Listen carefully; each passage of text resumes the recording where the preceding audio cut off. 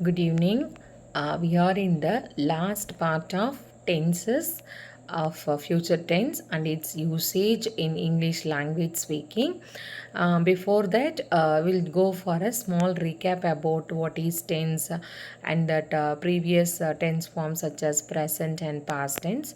So, you all know that tenses help us to improve our language skill, improve our communication skill. Also it helps us to understand the messages which is conveyed by someone else and all. So one peculiar thing about the usage of tense is that if you are writing a sentence in one tense form, that thing can be able to change into other rest of the 11 forms.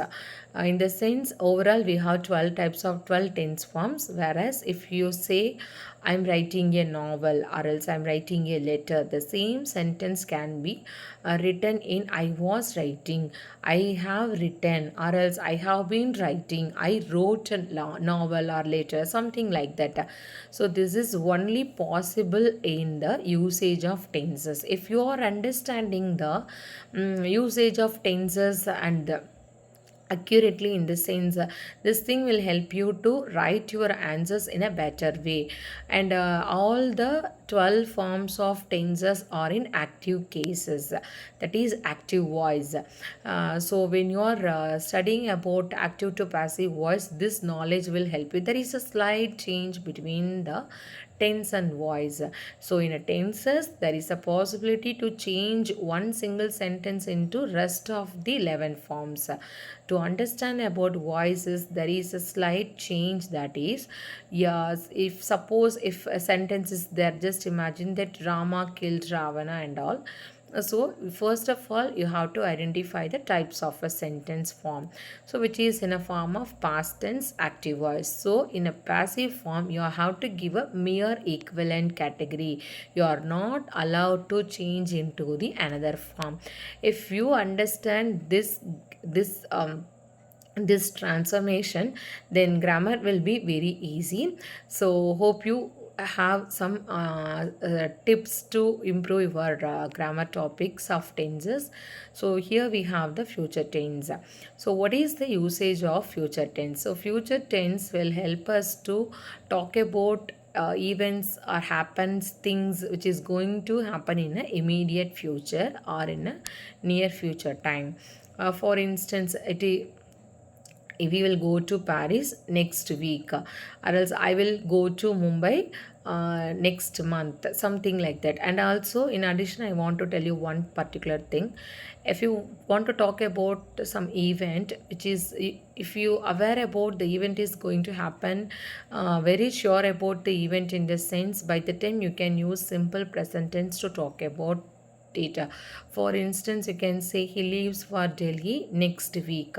Ma'am, you said next week will be referring the future tense, Alan. Then why you have used a simple present form, in the sense when the action is going to happen, very sure about the event, you can use simple present tense form. And also you can use I'm going to structure also to indicate something is going to happen in a future time. I'm going to meet my school friends, I'm going to the party, I'm going to the movie, in the sense I'm going to do this action. So, will or shall can be used with the subject followed by a verb. And next we have a future continuous tense. To construct a future continuous tense, we are using will be or shall be plus main verb ing. So, the future continuous tense can be defined as the progress of an action certain specific time in the future time. For instance, Indian team will be winning the match by this time tomorrow. In the sense of tomorrow by this time, I can watch the at a winning match of India. They will be going to play with their friends. Will be plus ing state that they are going to join with their friends to participate in a game. So, future continuous tense will help us to under construct a sentence.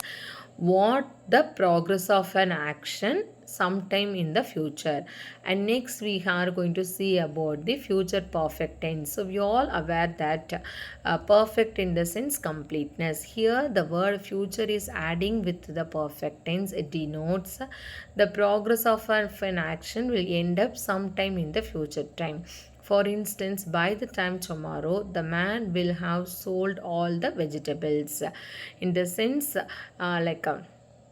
tomorrow by this time he might sell all the vegetables.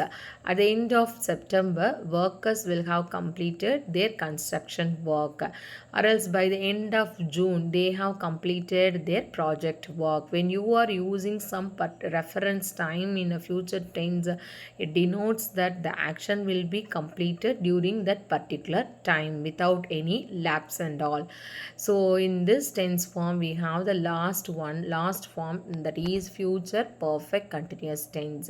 So to talk about the future perfect continuous tense, we are using the structure subject will be or shall be plus, sorry, will have been plus verb ing.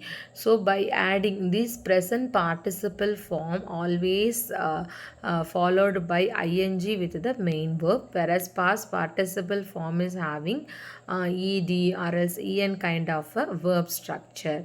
So to denote the progress of an action which is going to start in the future, existing sometime in the future and end in future itself, we are using this will have been.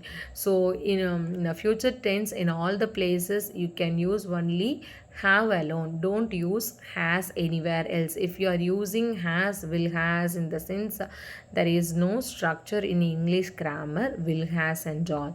She will have been working for over 8 hours by the time her children arrive, and they will have been living in Mumbai for 10 years. So the progressiveness of an action can be understood by this structure of future perfect continuous tense forms. So here there is a small assessment, and you can create your own sentence. So to understand or else to cross check the knowledge of your tenses level, you first of all you should cross the basic level of creation. So when look at the first picture, the boy is playing. So you can say that the boy is playing tennis. The man is standing in a rain. The girl is singing a song. The two kids are planting the saplings. So by this way you can construct a sentence of your own. This thing will help you to understand, to communicate your language in a better way. Thank you all.